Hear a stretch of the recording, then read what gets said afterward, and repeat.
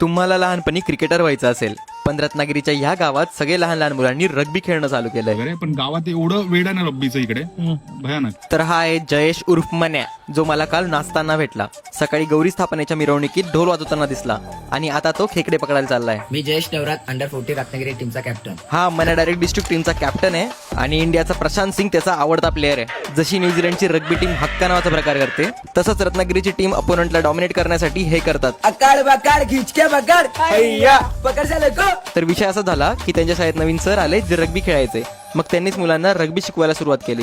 मनाच्या वडिलांचा त्याला फुल सपोर्ट आहे. त्याच्या घरातल्या बाप्पाचं डेकोरेशन पण ग्लासेस रिसायकल करून बनवलं होतं. तो गावातल्या नाटकात मुलीचा रोल सुद्धा करतो आणि तो शाळेत हुशार पण आहे. तर यावर तो म्हणत होता की हे सगळं पॉसिबल झालं कारण की तो खूप कमी मोबाईल यूज करतो. त्यानंतर आम्ही खेकडे पकडायला चाललो गेलो. याच्या आज सकाळी खेकडे जमा होतील जे मला खाताच येणार नाही कारण मी 36 दिवसात 36 जिल्हे फिरायच्या सिरीज मध्ये उद्या रायगडला जाणार आहे. बाकी महिन्यासाठी ऑल द बेस्ट. खूप भारी वाटेल जेव्हा या गावचा मुलगा इंडियाची जर्सी घालेल. हात वरती अगर नाही करा यहाँ पे तो मार पडती.